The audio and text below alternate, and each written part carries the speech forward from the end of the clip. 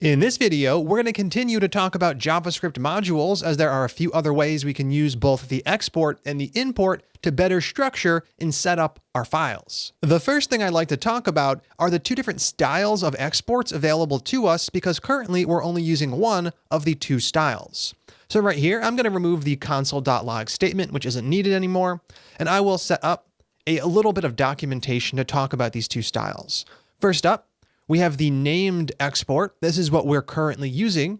And the other style is the default export. Now, a named export is exported like we've seen already. It has a specific name assigned to it, and when we want to import it, I have to import it by that name. So over here, I have add and name exactly as they appear in the export. These are named exports, and we can have as many of these as we need. I could have one if I just need one. I could have 40 if I happen to need 40. The other type of export made available to you is the default export. All of our files can choose to have one default export should they want to. So with named exports, we can have as many as we need. With default exports, we can only have at most one because it's the default, so there could only be one. Down below, we're going to go ahead and set up another function to be our default export. So let's go ahead and create this const square equals. We can just create a function that squares a number. So I'm going to multiply x by x and return that value, where x is the one and only argument our little function accepts. Now, to set up a default export, we actually have to go on the next line and add the following. Export default followed by the thing we are trying to export. In this case, it is square defined just above. And there we go. We now have one default export set up for utilities, and we can only have one. Obviously, with named exports and default exports, we can choose to have 0 if we don't need any. Here we have two named exports, and we have one default. Now that we have this default one in place, let's go ahead and see how we can actually grab that from index.js and make use of it. That's going to happen by making a change to line 1. Now, the change we're going to make is going to look a bit different than anything we've done so far with import. To grab the default export, we actually don't put anything inside of curly braces. Instead, we put something just before the curly braces. So right here, we're going to go ahead and grab the default. I'm going to grab square, setting up a comma and a space. Now, with the default export, we can actually call it anything we like, because remember, we're not grabbing it by its name like we're grabbing add and name by their names. We're grabbing it by the fact that it is the default. So I could call this something like other square, and that would work just as well. In either case, I'm not grabbing it by its name, I'm grabbing it by the fact that it is the default. Now, if I didn't need any named exports and I just wanted the default export, my import statement would look a bit like this. So in this case, I am just grabbing the default export from the utilities file. I'm no longer grabbing add, and I'm no longer grabbing name. I'm going to undo that change though, so we do grab all three. Then down below, we're actually going to use other square to prove that things are working. I'm going to use console.log to print something to the console. Then I will call the other square function, and I'm going to pass in some number. Let's go ahead and pass in 10. 10 times 10 being 100. I'm going to save index.js. Over inside of the terminal, I'm going to rerun Webpack. This is going to rerun the file, setting up the new default export and using it. And right here, what do I get? I get 100 printing to the console successfully.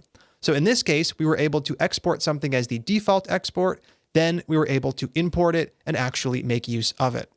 Now, there's no hard and fast rule for when to use a named export and when to use the default export, so I'll give you a quick guiding principle. If I find myself with one big thing that a file is trying to export, like a class or a function, I'll typically use the default export for that.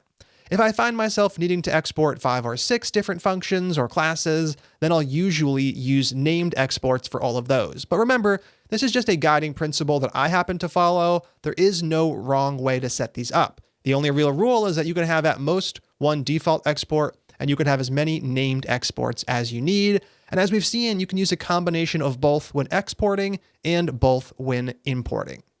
All right, the last thing I want to talk about is a different way we can set up our exports. Currently, we're setting up all of our exports as we define things in the file.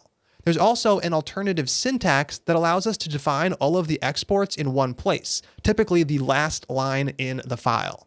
So let's go ahead and look at that. And to kick things off, we're going to remove all exports up above. So we're going to end up with just a regular file that defines 3 variables: add, name, and square.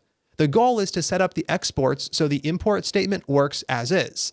That means I still want square to be the default export, and I still want name and add to be named exports. The alternative syntax still starts off with export, but then we set up an opening and closing curly brace. Everything else we define on this line goes right inside. In here, for named exports, all we have to do is reference them. So for add and name, I just reference them exactly as they're defined above. For add, I can set it up like this. If I wanted to add on another one, which I do, I would just use a comma and a space and define that as well. Now this file is setting up 2 named exports, add and name. Configuring the default export is very similar. We just need to add another item inside of here. It doesn't have to be the last item. In this case, it just is. We reference the thing we're trying to set up as the default export. In this case, it's square. Then we use as default afterwards. We could use as default with anything inside of here, but we can only use it with one. In this case, we're using it with square, so I couldn't use it with name or add. But I could switch it up if I wanted to change what I'm exporting as the default export. Now with this line in place, we have the exact same functionality we had before. I can save the utilities file and prove this by running the program without making any changes to the import statement over here. We're going to leave that as is. In the background, I am going to rerun Webpack. It's going to regenerate the bundle. The browser refreshes, and what do we get? We get the exact same output, which is great. It's still able to find the add and square functions, and it's still able to get the name and print it to the console.